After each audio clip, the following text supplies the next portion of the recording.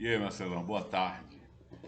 Ah, Quinta-feira hoje, 30 de abril, meio-dia e 21. Eu inicio aqui meus comentários sobre a sua quarta reflexão, a qual, apesar de você não ter intitulado-a, eu vou aqui me apropriar do título lá do artigo do Byung-Chul Han, e penso que poderia ser o coronavírus hoje e o poder no mundo de amanhã, né? O artigo dele é o coronavírus de hoje e o mundo de amanhã. Bom, por vezes eu sinto falta de elaborar uma estruturação do pensamento do qual eu vou abordar na minha fala. Tenho dificuldade disso, né? Tenho dificuldade tanto de estruturar inicialmente, introdutoriamente, como será essa fala, bem como, mesmo que eu fizesse toda essa estruturação, que eu seguisse aquilo que foi estruturado. Um contrassenso, né? Porque profissionalmente eu sou o homem do planejamento. E o planejamento é a intenção de administrar o futuro. Eu penso que Zygmunt Bauman, quando me deu o prazer de ler A Ética no Mundo de Consumidores, ele me fez refletir sobre esse universo de administrar o futuro, que é o contexto de atuação profissional do mundo dos administradores. E aí, na minha vida real, diferente da minha vida profissional, eu, eu não adoto esses planejamentos como estruturação do meu cotidiano a ser seguido. Bom, mas enfim, vamos lá. É interessante, eu penso que essa reflexão, essa quarta reflexão, é o que provavelmente poderá levar-me a fazer mergulhos mais profundos, principalmente de elementos do contexto do cotidiano da vida. Pensando numa estruturação, acredito que iniciarei minha fala me resumindo ao artigo, apesar de você, acredito que esqueceu de disponibilizá-lo lá no vídeo. Eu nem sei como fazer isso, tenho algumas limitações ainda em relação ao YouTube. Eu sou um bebezinho, né? Inclusive estou aprendendo como é o neteado. É... No segundo momento, posterior a abordar o artigo, e aí o artigo ele é um tanto mais abrangente do que essa quarta reflexão. Acredito eu que, inclusive, que ele já influenciou lá na reflexão número 1, nem 8 nem 80, principalmente no que concerne a mudanças de sistemas capitalistas advindo da crença de Zizek. Então é um artigo que já permitirá alguns mergulhos e provavelmente algumas apneias. Inclusive, é interessante que desde quando eu li A Sociedade do Cansaço, está aqui, tá? Eu tenho que arrumar um jeito de devolver. Desde quando eu li pela primeira vez, eu achei muito interessante, porque foi no início da pandemia, né? E ele inicia o seu livro dizendo que nós não estamos vivendo uma pandemia gripal, só que isso ele falou 10 anos atrás. E agora, inclusive, no artigo ele retoma isso. E eu já vinha fazendo já vinha alguns ecos, né, soando desde essa leitura de como ele fez como ele não fez a leitura do mundo atual lá 10 anos atrás, de que nós não viveríamos mais uma pandemia gripal. E também ao final do seu artigo, ele vem falar um pouco do que, a meu ver, se aproxima muito do que eu estou chamando de deslocamento em altíssima velocidade, né? Ele, ele acaba o artigo dele em sua conclusão, indicando que nós, pessoas dotadas de razão, precisaremos repensar e restringir radicalmente o capitalismo destrutivo. Nesse sentido, isso se aproxima do que eu estava falando anteriormente, quando iniciei um diálogo sobre uma possibilidade de políticas públicas para a educação que não corroborem com os receituários do capitalismo. Contraditoriamente também, em algum momento ele fala que o vírus não irá vencer o capitalismo, né? E também, de uma outra forma, ele fala dessa dinâmica que o capitalismo tem de se adequar a novos momentos, se reinventar e por final, vencer essa situação. Mas ainda na sua conclusão, além de repensar e restringir radicalmente o capitalismo destrutivo, ele cita essa nossa ilimitada e destrutiva mobilidade. Então, novamente, ele volta, ele me faz retomar a minha fala anterior sobre as políticas públicas da educação superior, quando eu me reporto a algumas vantagens que eu consigo enxergar em um modelo de mudanças de ambientes de aprendizagem,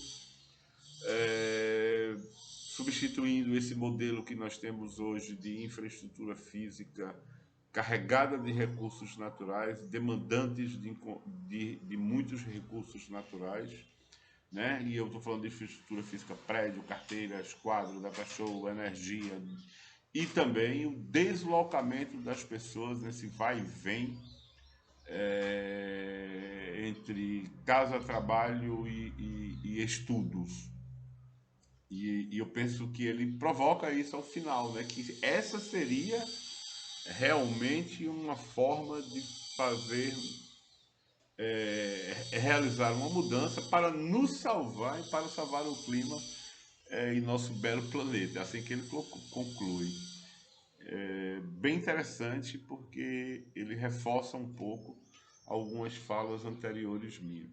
Bom, posterior a discorrer sobre o artigo e provavelmente, como eu digo, multitemático, vai adentrar em mergulhos em outros temas que ele provoca.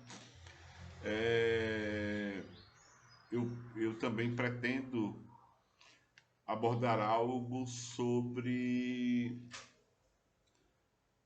as impossibilidades que esse poder que o capitalismo detém hoje, como essas impossibilidades enfraquecem a nossa resistência e nos colocam em um ambiente de poucas alternativas de mudança. Eu estou falando isso já no sentido das suas fala de elementos do artigo ou que aparecem a partir dos elementos do artigo, quando você vem trazendo a questão do vigiar e punir do Foucault. E é interessante, né, porque também o vigiar e punir é o que constrói a sociedade disciplinar, que também é elemento do livro Sociedade do Cansaço, né?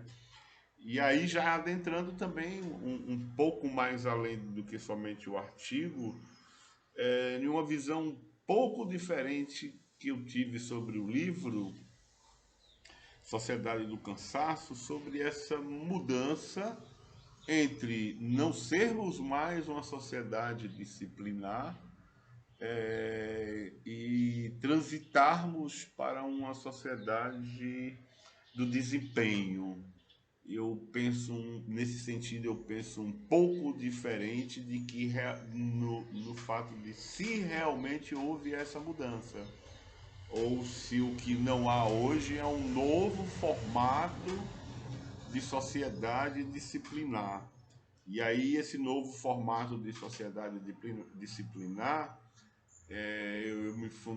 a minha fundamentação, eu vou retomar a essa fala do Big Data, é, mas não no sentido de que o Big Data é uma ferramenta somente para o Estado controlador.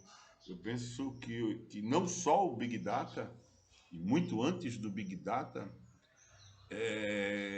a iniciativa privada já vem com ferramentas eletrônicas dessas tecnologias da informação e da comunicação, e aí é onde o administrador acaba sendo incluso, no sentido de, primeiro, conhecer atitudes e comportamentos dos consumidores, e, conhecendo essas atitudes e comportamentos, delinear e aplicar novas formas de comportamento. E aí eu para isto, eu vou pegar, voltar ao vigiar e punir, e falar um pouco do que Foucault vai chamar sobre o bom adestramento, que a sociedade disciplinar é uma sociedade que provoca o bom adestramento.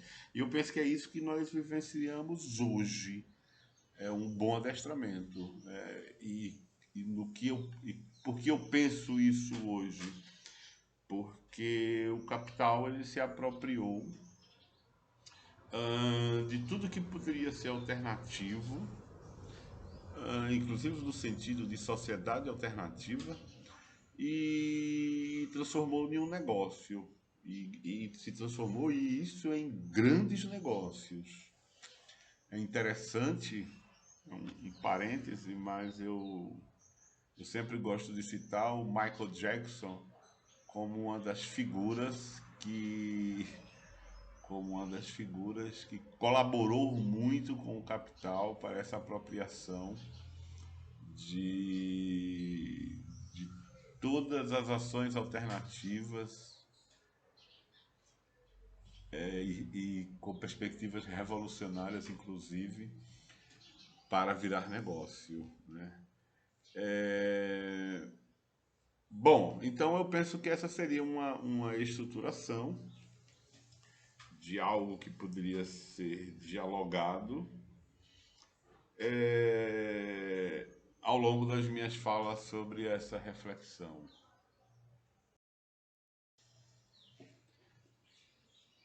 É interessante essa minha primeira discussão sobre algo do Byung-Chul Han, porque esse nome me foi dito pela primeira vez, eu ouvi falar pela primeira vez desse autor, contigo mesmo, né? Eu não sei se você lembra, uma certa vez nós nos encontramos no aeroporto de Recife, você estava com o pai da pedagogia da vida,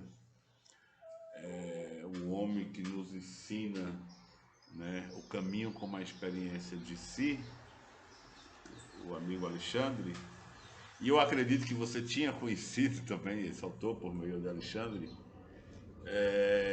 Você estava bastante entusiasmado, né, com os livros dele. Eu estava bêbado pra caramba, eu acho que eu tinha tomado uns 10 chopes.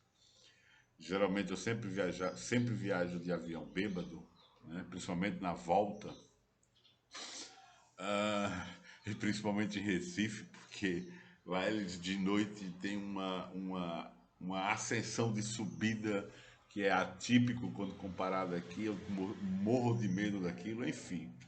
E foi a primeira vez que eu ouvi falar, depois tinha baixado alguns livros na internet, mas a partir da Sociedade do Cansaço foi quando eu passei a me interessar mais pelo autor, e provavelmente porque dentro das temáticas, né, da discussão da sociedade do cansaço, ele traz algo que fez, ou que ainda faz parte da minha vida, né, que é uma experiência de esgotamento profissional.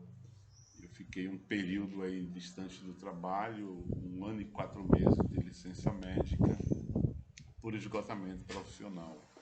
E é muito interessante quando começo a ler sobre a sociedade do desempenho, e me lembro também da minha principal dificuldade, que a terapia ainda não conseguiu, não vai ser ela que vai resolver, que é o excesso de positividade, né? E permita-me aqui um parêntese, né? Tá vendo como é difícil seguir a estrutura do pensamento? Permita-me aqui um parêntese, né? Assim como eu lembro de Michael Jackson como um ícone, né, desse avanço do capitalismo sobre o que é o alternativo, eu posso até em outro momento explicar porque eu penso no Michael Jackson, mas assim, em relação a essa sociedade da positividade, eu penso que no Brasil, quem primeiro iconizou ela no sentido de propagá-la, defendê-la, foi o Laí Ribeiro, né? O Laí Ribeiro era sim para tudo, não para nada. E, bom, lógico que ele não é o pai disso, mas assim, uma pessoa propagou. Mas enfim, o artigo do Byung-Chul Han, intitulado Coronavírus de hoje, o mundo de amanhã, né? Ele vem trazer essa questão do Big Data e, bom, e até que ponto o Big Data ele fortalece o Estado como um Estado controlador. É, No primeiro momento eu penso que esse controle ele não está tão forte no Estado quanto ele está forte no mundo do mercado, quando ele está forte, o quanto ele está forte nos desejos e anseios do mercado. É, o Estado, por vezes, eles promovem, em um primeiro momento, a expansão de novos produtos que muitas vezes até então são inacessíveis à população comum. Então, em um primeiro momento, ele é quem promove a expansão desse produto em larga escala, adquirindo também em larga escala esses produtos para serem utilizados. E aí, no caso, essas ferramentas de reconhecimentos faciais, que como o Byung-Chul Han diz, que consegue até medir a temperatura e saber quem estava sentado do seu lado, quem estava sentado ao seu lado no metrô. Nesse momento ele adquire em larga escala, e no caso da China, né, 200 milhões de câmeras com essa tecnologia, não é pouco. E isso faz com que, essa escala de aquisição faz com que as indústrias, o mercado privado, consiga se expandir, se fortalecer, consiga chegar ao que em administração a gente vai chamar de payback, ou seja, o retorno dos investimentos, o tempo necessário para retorno do investimento. Eles aceleram esse tempo de retorno do investimento para que essas tecnologias fiquem mais baratas, terá mais acesso a novas tecnologias mais barato e finalmente chegarem aos consumidores. Então, assim, isso que hoje está na mão somente do Estado, não vai demorar muito, vai estar na câmara da sua casa. Mesmo que eu chegue em sua casa e fique de costa, se em sua casa tiver câmeras, ou nas casas de quem tiver câmeras, vai dar para reconhecer na sua casa, pela altura, pelos ombros, pelo seu banco de dados, que você vai ter determinado um acesso. Se brincar, você vai ter que pagar pelo acesso a esse banco de dados, e as pessoas pagarão, tá? E eu posso chegar lá todo mascarado, mortalha, e vai dizer, olha, é André que está de frente de sua casa. E provavelmente essa tecnologia vai verificar quantos metais eu tenho no meu corpo, mesmo eu estando todo coberto, e a tecnologia vai dizer, olha, a André está trazendo debaixo do lençol 2 garrafas de uísque e uma de vinho. Ou o livro para lhe devolver. Né? Então, assim, nesse momento, eu não vejo que seja o Estado a grande força de controle da sociedade. Eu penso, inclusive, que por vezes tentar atribuir essa situação somente ao Estado é quase como ver o Estado como lobo e a gente e a sociedade como cordeiro. Por que eu penso assim? Porque vamos lá, já não é de hoje. E olha como o artigo de Bichurran já me faz entrar na outra estrutura do pensamento. Já não é de hoje que eu já citava isso nas minhas aulas, que o Bom Clube, lembra do Bom Clube?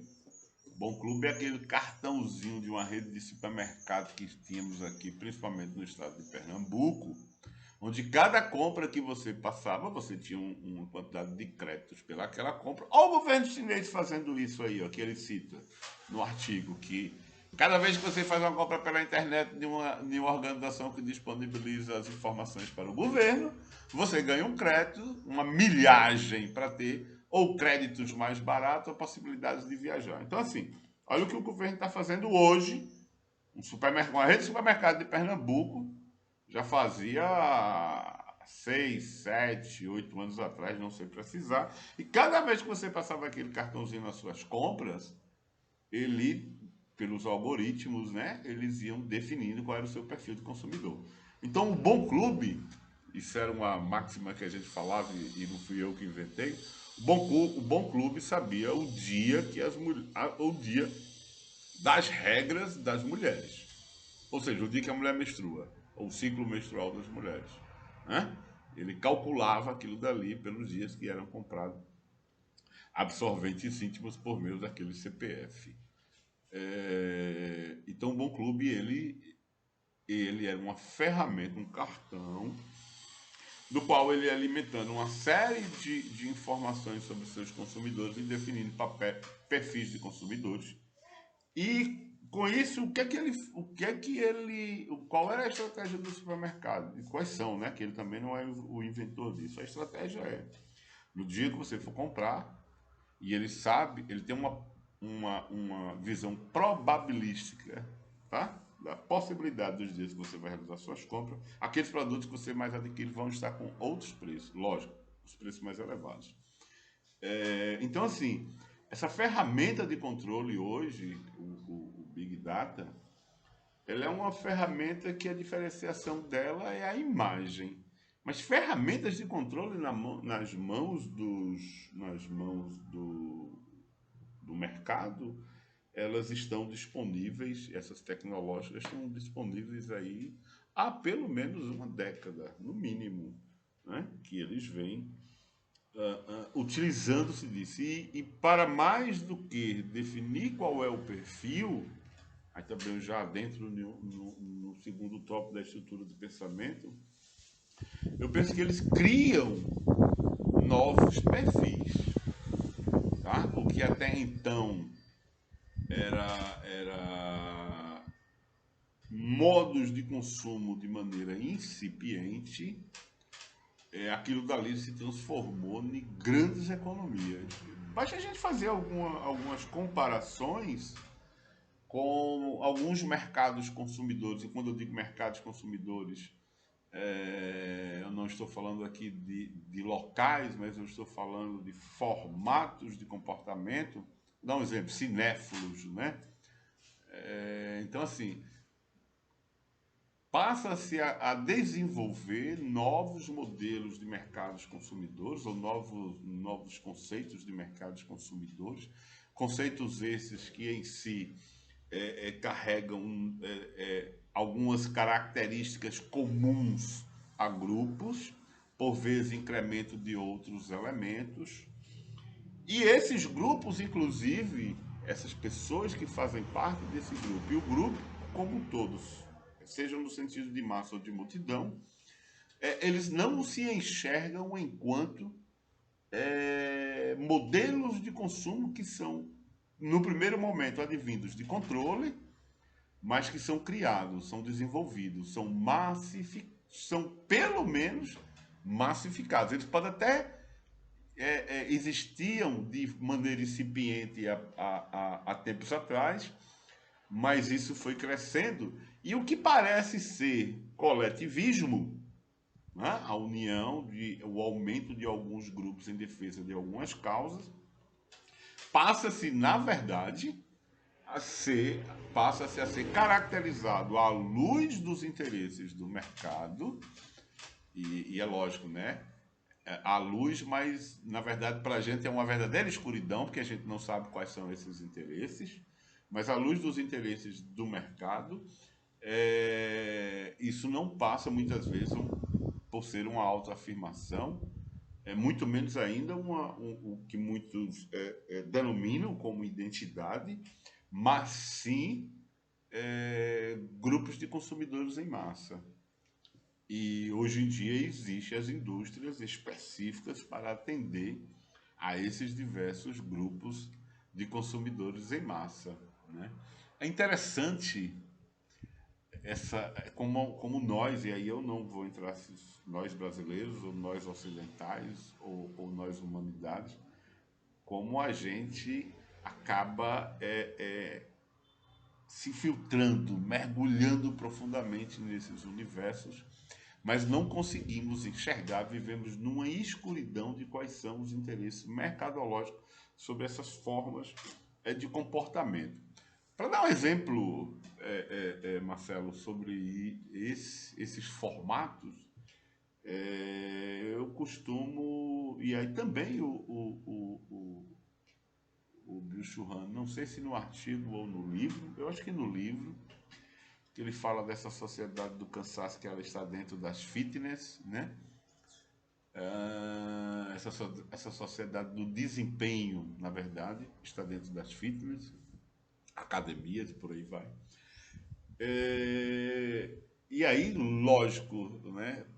Isso que eu estou falando, o Bill Churran, ele vem trazer esse elemento para explicar como uma necessidade de desempenho, como se isso fosse um desejo nosso, uma força nossa. Eu penso um pouco diferente no sentido de que a própria sociedade do desempenho, ela ou foi criação ou ela é efeito da criação desses interesses de capital de se apropriar dos consumos incipientes e transformar esses consumos incipientes em consumos de massa, lógico, fazendo a expansão quantitativa também desses grupos até então incipientes. E aí o exemplo que eu vou dar dessa mudança de comportamentos, geração de novos comportamentos, e quando eu falo nisso, eu me lembro um pouco do Domênico De Masi, quando ele falava do ócio criativo, das novas formas de trabalho e de emprego, as mudanças no mundo do trabalho com ócio criativo. Um exemplo que eu cito é a bicicleta. A bicicleta e o ciclista, a bicicleta e o trabalhador, a bicicleta e a diversão, a bicicleta e a família, a bicicleta e o ciclista, a bicicleta e a economia da bicicleta. Eu adoro revivenciar, né, o meu próprio tempo anterior, o meu próprio passado. E eu me lembro que a bicicleta, enquanto finalidade, ela tinha como sua grande finalidade transporte de trabalhadores. Inclusive, onde eu moro, desde criança até os dias de hoje, é quase perto de um local que durante muito tempo foi uma fronteira literal, mas também uma fronteira socioeconômica de Petrolina, que era um local chamado Campo de Aviação, onde hoje em dia, inclusive, está sediada a própria Univaso. Aí era o campo a Univaso está dentro de um grande terreno maior, né? Univaso Shopping, campo, parque municipal, centro de convenções, igrejas, enfim, uma área muito grande, posto de gasolina, hotel, onde era o campo de aviação. E pouquíssimas pessoas tinham coragem de atravessar o campo de aviação. Para ir para a Areia Branca, você tinha duas alternativas. Avenida Monsenhor Ângelo Sampaio ou Avenida das Nações, ou melhor, essas eram as formais ou o campo de aviação. E o campo de aviação ele reduzia muito essas distâncias, só que era perigoso. E eu me lembro, os trabalhadores da construção civil que vinham das periferias, né, para trabalhar no centro, ao final da tarde eles vinham de bicicleta e aqui na Engenheiro Valmir Bezerra, dezenas passavam para atravessar o campo de aviação, todos em suas Monarch, né? A Monarch era a bicicleta do trabalhador, a barra forte circular. Bom, isso perdurou por muitos anos. E é interessante, né? Essa apneia, esse mergulho na bicicleta. Eu ainda vou me reportar ao meu passado. Aqui em Petrolina tinha um local chamado Casa das Bicicletas. Ficava ali na rua Dom Vital. O proprietário era um cidadão chamado Zé Macaúba. Enquanto Zé Macaúba tinha a Casa das Bicicletas, apesar de que na década de 70 qualquer bodegueiro tinha uma boa vida, tinha uma vida econômica que lhe possibilitava um padrão que hoje não possibilita mais.